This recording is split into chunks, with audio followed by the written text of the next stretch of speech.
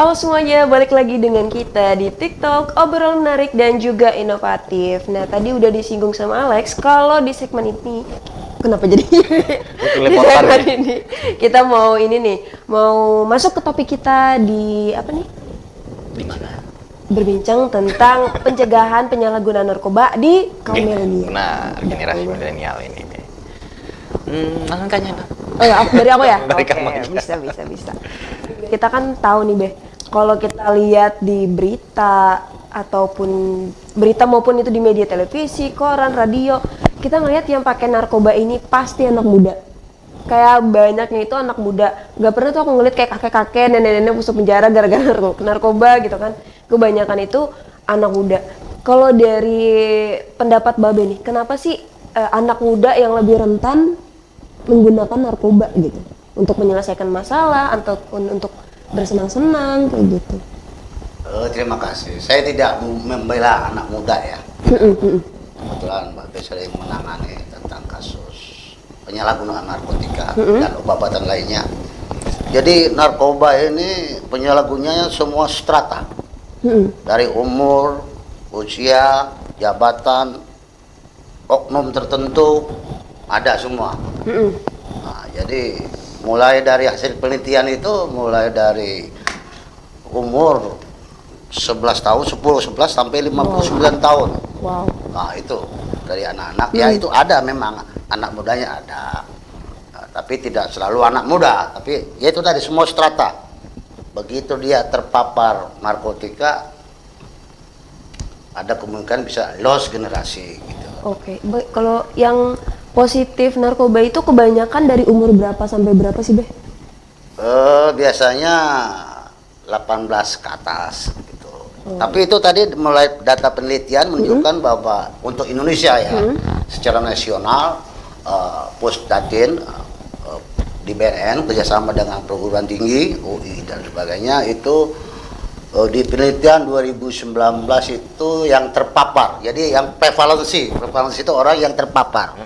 Nah, orang yang terpapar, yang penyalahguna itu jumlahnya kalau dipresentasi sekitar 1,80 atau 1,8 dengan jumlah orang di sekitar 3.400.000 sekian orang seluruh Indonesia. Wow. Nah, Untuk tahun 2019. penelitian hasil 2019. Oke. Wow, banyak. Khusus untuk di Kalimantan Tengah sendiri, kita bukan bicara Palangkaraya, tapi Kalimantan Tengah, alhamdulillah sudah menurun. Dulu dari kita itu peringkat kelima, sempat peringkat kelima di seluruh Indonesia. Wow. Kalteng. Alhamdulillah sekarang dengan gencarnya kita melakukan informasi, edukasi, sosialisasi, penyuluhan, menggelorakan bagaimana mengkampanyekan, menggelorakan tentang bahaya narkoba dan lainnya, intinya untuk memberikan informasi yang jelas kepada seluruh masyarakat dari mulai SD, SMP, SMA, perguruan tinggi dan masyarakat umum. Alhamdulillah di penelitian 2019 ini sudah tingkat prevalensi di Kalimantan Tengah baru menurun, yaitu 0,70%, atau kalau dikatakan jumlah penduduk jumlah yang terpapar itu sekitar 19.000, tepatnya 19.004 orang. Nah, Itu di Kalimantan Tengah. Kalimantan Tengah. Wow, Iya. banyak banget ya. Banyak juga ya. Ya. Dan penyuluhan dari BNN ini emang ada yang ala-ala anak muda gitu, Lex. Jadi aku ada baca deket lampu merah tulisannya, ngapain aku pakai narkoba buat ngefly, kalau ngeliat senyummu aja aku udah bisa ngefly gitu. Itu namanya diseminasi outdoor, di luar gitu. Kita pasang baliho-baliho di jalan-jalan itu, utamanya yang mudah dilihat oleh masyarakat umum. Iya, benar. Seperti di lampu merah, seperti pertigaan atau simpang 4 yang mudah dilihat. Jadi bisa karena sering membaca. Nah, ini sering membaca dia terjangkar. Iya. Terjangkar di otaknya. Harapan Bakteri kami positif. dengan terjangkar di mindsetnya, dia tidak melakukan penyalahgunaan narkotika dan obat-obatan. Iya, Itu. yang asiknya itu posternya ini nggak kaku gitu. Ya, zaman kita dulu. kita ngikutin perkembangan zaman. suasana. Oke. Tadi era milenial begitu. Seindah mungkin, senyaman mungkin bisa dilihat secara visual. Nah, begitu. Harapannya kita tadi membangun pengetahuan tentang penyalahgunaan narkoba, betapa bahayanya narkoba. Begitu. Oke Be, kalau kita lihat ini berarti ada penyuluhan lah Bu ya, makanya kan ada platformnya Ya. dari BNN itu sendiri khususnya dari Pemprov Kalimantan Tengah Ya. terhadap ada sosialisasi terhadap misalkan dari SD, Ya. SMP dan sampai ke perguruan tinggi itu Tinggi. ada nggak Be? Ada. Ada Be ya. Ya, bahkan alhamdulillah kemarin baru-baru kita melakukan ada ulang tahun Hari Anti Narkotika Internasional dengan tema hidup 100%. Ya, sadar, sehat, produktif dan bahagia tanpa narkoba, tanpa korupsi, tanpa kenakalan remaja, tanpa kenakalan milenial, ya, pokoknya hidup sehat, hidup 100%. Yang dikatakan izin, yang dikatakan sadar, dia sadar, mengerti akan bahaya narkoba, membahayakan diri sendiri, membahayakan kesehatan, sadar, dia tahu sanksi hukumannya cukup berat, Oke. minimal 4 tahun, bahkan bisa lebih, sampai dengan, mohon maaf, hukuman tembak, hukuman mati. Tapi dengan sanksi sedemikian berat kok masih ada, Masih ada. yang melakukan coba-coba, pakai teratur, pecatur. Tapi dengan kita begitu masif melakukan penyuluhan tentang informasi tentang P4GN, pencegahan, pemberantasan penyalahgunaan dan peredaran gelap, itu kami lakukan. Kadang-kadang teman-teman atau audien tuh nanya, kok ada peredaran gelap sih? Apa sih peredaran gelap? Nah, jadi saya sering mengatakan memang peredaran gelap. Ada yang peredaran nggak gelap, maksudnya yang resmi. Jadi narkotika itu bisa digunakan, satu untuk penelitian, nah yang kedua untuk pelayanan kesehatan, itu resminya. Nah, itu yang sah, legal.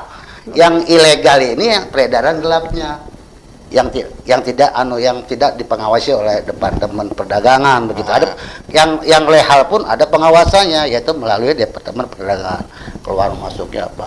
Yang sekarang banyak yang ilegal, makanya dikatakan peredaran gelap gitu. Tadi kan sadar, kemudian sehat kita melakukan pola hidup sehat gitu, dari pola makan dan sebagainya. Pola hidup sehat bukan berarti yang mahal-mahal, apa namanya, 4-5 sempurna, 4 sehat 5 sempurna, Ya, tidak harus begitu. Yang sehat, orang produktif ya, kita sebagai manusia gitu ya, ya jangan pengangguran, produktif, semangat gitu, yang jelas mendapat kerjaan. Karena penyalahgunaan narkotika dan obat-obatan itu banyak yang masalah sosial, mohon maaf, karena ditinggal suami, ditinggal istri. Nah ini Depresi. kurangnya pelukan ini Be. Nah, ya itu. Depresi gitu ya. Depresi. Ya, sering kami kedatangan orang tua. Karena penyalahgunaan narkotika ini, kalau saya kebetulan ya sudah cukup lama menangani, anaknya memakai, penyalahgunaan orang tua yang nggak tahu. Orang tua bapaknya memakai, menyalahgunakan, istrinya nggak tahu. Sebaliknya istrinya memakai, suaminya nggak tahu. Jadi dalam satu keluarga itu banyak yang nggak tahu kalau Ya, suasana karena itu. pemakai narkoba ini hanya komunitasnya aja yang tahu. Dia silent, diam, hanya komunitasnya sama orang lain nggak tahu, nggak mau tahu dia. Karena sanksinya terlalu berat. Nggak ada saya pakai narkoba Pak, otomatis kita selesaikan. Tapi kita ada ya semacam apa ya, bukan semacam, kita ada namanya. Jadi di BNN itu senada seirama gitu, antar bidang tuh berkaitan. Kata bidang kayak Babe ini kan, ya kepala bidang pencegahan pemberdayaan masyarakat. Oke. Ada yang bidang pemberantasannya. Nah, terakhir ini ada bidang rehabilitasi. Rehabilitas saja. Nah, menyembuhkan, memulihkan. Nah, begitu. Makanya untuk orang-orang yang terpapar dari lintas usia, tolonglah hantarkan ke kami, ke BNN.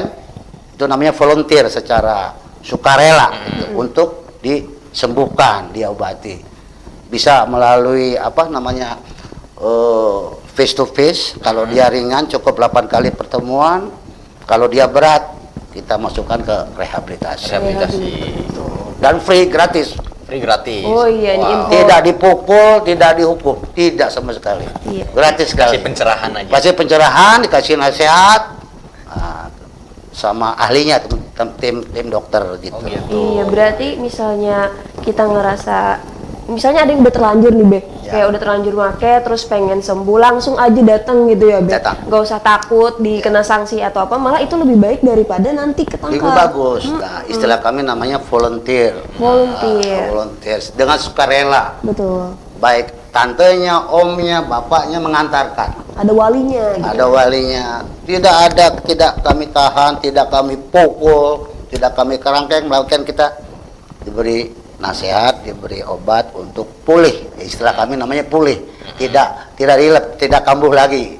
Anu keinginan kami begitu. Itu kalau yang pakai walinya ini yang kategori anak-anak gitu gak Be? Kalau misalnya umurnya udah 17 tahun ke atas itu bisa datang sendiri atau tetap pakai wali Be? Bisa datang sendiri, bisa didampingi orang tuanya, bisa didampingi walinya, bisa. Oh gitu. Nah, silakan datang ke BNN Provinsi Kalimantan Tengah, datang ke BNN Kota Palangkaraya, datang ke BNN Pangkalambun. Jadi di Kalimantan Tengah ini ada 3 BNN dengan jumlah kabupaten dan kota, 13 kabupaten, 1 kota, baru berdiri 3 organik BNN, yaitu 1 BNN Provinsi Kalimantan Tengah, BNN Kota Palangkaraya, dan BNN Kota Waringin Barat di Pangkalambun. Tapi di luar itu, kabupaten kota yang belum organik namanya BNK, Badan Narkotika Kabupaten, yang diketuai oleh wakil bupati masing-masing. Tetap ada intinya jalannya ya. Ada semua, dan itu semua bisa dilaporkan ke BNK-BNK yang belum organik, nanti digeser ke rumah sakit ataupun puskesmas. Dan alhamdulillah di Palangkaraya kita sudah melakukan PKS MOU dengan puskesmas di Palangkaraya ini bisa melakukan rawat jalan. Nah, begitu. Oh gitu Be ya. Harapannya juga di puskesmas lain di kabupaten juga begitu melakukan. Siap. Tapi melalui pelatihan dulu. Oke, siap Be ya. Oke Be, kalau kita berbicara tentang narkotika ini memang bahan yang berbahaya sebenarnya. Ya. Artinya kalau misalkan kita salah gunanya. Tapi ada sebagian ada dari Babe tadi bahwa narkotika ini ada diizini ya. Ya. Bisa diizini, Bisa. ya kan, ada yang ini tidak, dan ada yang namanya gelap ya. Gelap. Penyadaran Ya kan? gelap. Ya kan? Seperti itu. Artinya yang gelap ini Be, ini bocoran dari mana sebenarnya ini Be? Ya, yang gelap otomatis ya ilegal kan. Nah, itu melalui jaringan-jaringan atau sindikat, baik mulai dari bandarnya, kurirnya, karena tidak boleh diperdagangkan, hanya 2 yang boleh itu menurut Undang-Undang 35 ya. 1 untuk penelitian, ya, contoh katakan sering disuntik tikus apa, nah begitu. Kemudian untuk pelayanan kesehatan, ini contoh pelayanan kesehatan. Bayangkan, mohon maaf, pada saat sakit gigi itu ada kandungan narkotikanya. Bayangkan kalau dicabut langsung gigi, bukan main sakitnya kan. Ngilu saya bayangin. Pada saat kita laki-laki sunat, itu ada kandungan narkotika. Bayangkan kalau disuntik langsung, Nah, tanpa potong langsung. potong langsung pada saat ibu-ibu melahirkan. Nah, itu kan perlu kandungan narkotika masuk, disuntik dulu. Bayangkan kalau langsung dibedah gitu. Jadi untuk pereda sakit. Itu fungsinya. Penelitian dan pelayanan kesehatan. Sekarang ini kan banyak digunakan, oleh dokter-dokter gadungan gitu, yang penyalahgunaan. Itulah penyalahgunaannya sesuai dengan protokol yang benar gitu. Tadi kan Babe cerita yang misalnya anaknya make, orang tuanya nggak tahu, suaminya make, istrinya nggak tahu, atau sebaliknya. Itu kalau dari Babe ini kan sudah nanganin kasus ini lama. Mereka dapetin narkoba itu dari mana sih Be? Anggapannya misalnya kayak anak muda nih, lingkungan pertemanannya kan teman-teman dia gitu. Kok bisa nyampe narkoba di tangan dia itu biasanya dari mana Be? Ya umumnya biasanya ya dari lapak-lapak ya, istilah kami, boge bandar kecil-kecilan begitu tuh. Kita tahu bersama, mohon maaf, Kalimantan Tengah ini adalah darat kan. Barang ini umumnya, yang lihat darat umumnya banyak dari Malaysia. Kita tahu bersama, Malaysia dengan Kalbar itu berbatasan langsung dengan Intekong. Pernah dengar Intekong ya? Pintu batas, tapal batas. Nah, Kalbar itu masuk lagi namanya ke Kalteng itu, Kabupaten Sukamara, Kabupaten Lamandau, Lamandau. tembus, jalannya mulus itu, bisa dari situ. Jadi Kalteng ini di samping jalur lintas juga ada tujuan, begitu. Barang ini bisa langsung ke Palangkaraya, bisa Sampit, bisa ke Banjarmasin, bisa ke Kaltim, nah, gitu. Belum lagi dari udara, Jakarta, Surabaya, Semarang, Medan, Aceh. Nah, gitu. Dari laut juga. Oh, dari laut Iya. juga. Masuk itu. Kita tahu bersama Pangkal Ambon punya pelabuhan laut, Sampit punya pelabuhan laut. Palangkaraya juga punya tuh, Bang Aris ke sana tuh, sungai itu bisa tembus ke Jawa itu. Nah, ya. Ada pintu-pintu itulah. Dan seperti kita tahu juga bahwa Indonesia adalah 7 berbanding 3. Semua rata-rata laut kan, yang 7-nya itu banyak lewat laut masuknya. Iya, tapi yang Antara lain dari situ. Ya. Oke B, kalau misalkan kita lihat ya, kalau misalkan Indonesia ini kan banyak, kalau misalkan di perbatasan itu kan pasti ada namanya keamanan, Ya. kan, keamanan, ketahanan nasional, ya kan, seperti itu. Nah, kenapa sampai barang itu bisa lolos, khususnya misalkan di Kalimantan Tengah itu sendiri, Be? Ya kan, artinya kan minimal ada alat terdeteksi di setiap perbatasan atau setiap lini untuk mencegahnya barang narkotika yang ilegal ini, seperti itu, Be. Ya, semua itu ada. Ada, kita bekerjanya dengan Bakamla, dengan ini apa namanya, apa, Bea Cukai, Airut, yang di laut dan lain-lain, kita mengadakan MOU dan kerjasama. Tapi luasnya lautan ini kan susah sekali tuh.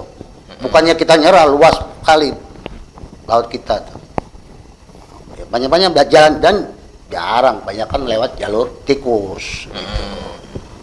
berarti nggak lewat perbatasan, mereka punya alternatif Iya, lain gitu ya, Be? ada. Mereka lebih mengetahui situasi dan kondisi begitu.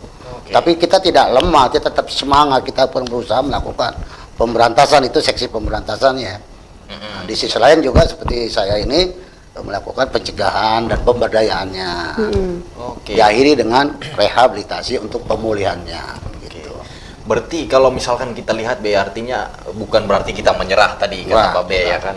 Nah, berarti di sini tuh ada kelonggaran berarti untuk ketahanan nasional Indonesia di perbatasan itu sendiri.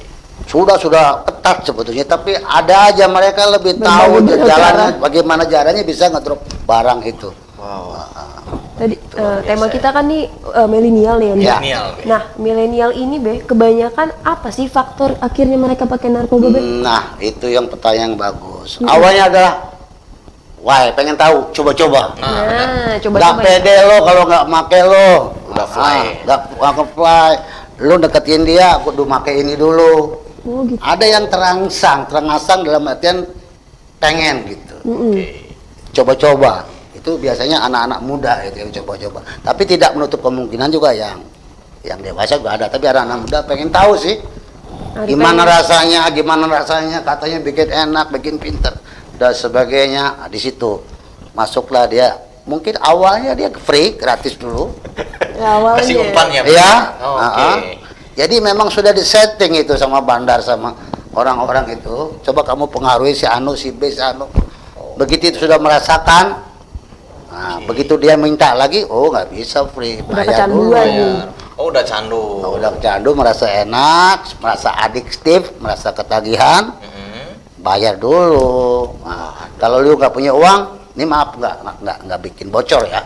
Tapi kenyataan di lapangan, dia tolong deh antarkan barang itu ke situ. Jadi kurir dia. Oh, Wah. Jadi kurir sambil dapat fee. dapat fee pemakaian begitu. Waduh. Itu ini bahaya. yang coba-coba ini ya. Iya, pintar banget trik marketingnya ya. Mereka nggak pakai Iya. uang tapi jadikan jasa yang itu. Ya, dimanfaatkan mereka. Berarti kayak semacam ini artinya orang yang bandar ini gitu ya kan cepat sekali dia mempengaruhi yang pertama Ya, tadi. ya ini tahu pangsa pasarnya bagaimana sih, dia pintar mengetahui. Dan bandar itu mohon maaf jarang pemakai, Malahan. malah nggak makan. Karena dia tahu Iya. efeknya malahan. Iya, bandar tuh malah nggak makan. Pasti kalau dia makai itu kan barangnya itu dia sendiri habis. Ngoceh dia nanti. Mau dijual Rata-rata jangan. begitu. Oh, Ya. gitu Be ya. Nah, jadi mereka, jadi di BNN ini yang kita kejar, kita jalan ya, atau kita lakukan ada jaringan. Jaringan. Nah, tapi untuk mendapatkan jaringan itu bisa kurir dan bandar itu sudah masuk jaringan. Nah, tapi dari lapak-lapak kecil kita kembangkan ke arahnya ke jaringan. Wow, luas ini. Iya.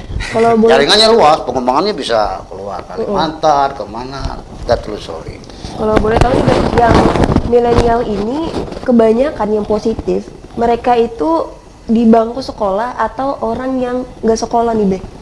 Jadi kita dua-duanya dia. Jadi Babe ini Seimbang Be ya. iya, anak SMP, tapi saya nggak nyebutkan SMP-nya, SLTP, STTA juga ada. Ya, kita sering razia, kita sering dapat informasi, kita ambil. Ada sih guru-guru yang kebakaran jenggot, kenapa nggak ngasih tahu dulu? Bahkan pejabatnya ada juga yang kebakaran jenggot. Loh, kalau saya ngasih tahu, Prepare dia. iya, Siap. Bu. Siap. Iya, Be. bahkan masih menggunakan seragam. Ya, Iya, Ada makanya. barang buktinya. ada baruknya. Oke. Berarti kap- sering ini ya? Apa ini? Tapi Babe yang lucunya begini. Ah. Jadi mohon maaf nih, ada yang sekolahan yang ada IPA. IPA kan otomatis ada namanya lab. Betul. Ada labnya kan. Ah. Nah, SMA apa jurusannya? IPA. IPA. Nah, saya PS Be. IPS, nah, IPA. IPA kan ada lab kan? Iya. Nah, di situ mungkin ada kayak pipet gitu. Iya. Yang Iya, kecil. benar. Itu pernah saya suatu saat lebih dari 2 kali gitu, anak pelajar ini kebetulan SMA itu mencuri ngambil lah, sama lah, mencuri apa ngambil sama ya? Nah, sama aja Be. Ya, kan? Ngambil pipetnya kan bagus tuh dari kaca itu. Iya. Nah, ada bongnya. Jadi waktu saya tanya, di mana kamu dapat pipet bongnya? Dari lab. Kata gurunya, pantes itu ada yang hilang dan sebagainya. Jadi hati-hati, bukan hati-hati, saya himbau kepada guru-guru khususnya yang IPA harus terkunci bener rapi itu laboratorium itu, karena bisa diambil itu. Iya. Digunakan untuk pipet. Di maling ya. Ada Iya, aja ada. caranya ya. Pelajar Memang. itu, ya. Anak muda. Tapi itu rata-rata pelajar SLTA. Iya, SMA ya. Soalnya kalau SMP belum ada penjurusan. Oh belum ya. Itu pernah 2 kali lebih itu Babe amankan. Alasannya sama, Beh. Hah? Alasannya sama, dapat dari lab. Iya, dapat dari lab. Karena menarik gitu, lebih semacam lebih keren pakainya gitu. Biasanya kan pakai pipet yang ya dari plastik gitu kan, dari bongnya ada bagus gitulah. Oke. Nah itu Be, kalau misalkan orang yang ngelem, yang remaja yang megang lem, lempok. itu sama nggak itu Be? Nah ini dia, jadi Babe sudah 6 tahun setengah, bahkan mau 7 tahun ini di BNN ini, aneka macam. Oke. Lempok itu satu kaleng ya. Jadi lempok itu secara pabrikasi jelas peruntukannya. Betul. Secara pabrikasi ya, pabrik itu jelas peruntukannya untuk ngelem ban, untuk ngelem furniture gitu kan, sendal, kayu. Nah sekarang digunakan untuk ngelem hidung, bayangkan itu. Caranya biasanya begini nih, masukkan lem pakai plastik. Satu kaleng itu bisa durasi 1,5 jam habis. Kalau sudah pecandu berat, iya. Itu maksudnya lemnya diapain sampai habis? Isap terus. Diisap. Nah, Itu ya, Be, lemnya itu bisa hilang nggak Be? ya habis hilang. Oh, diisap. Masuk Dihisap. ke dalam. Itu masuk ke dalam mulut atau? Iya, dihisap.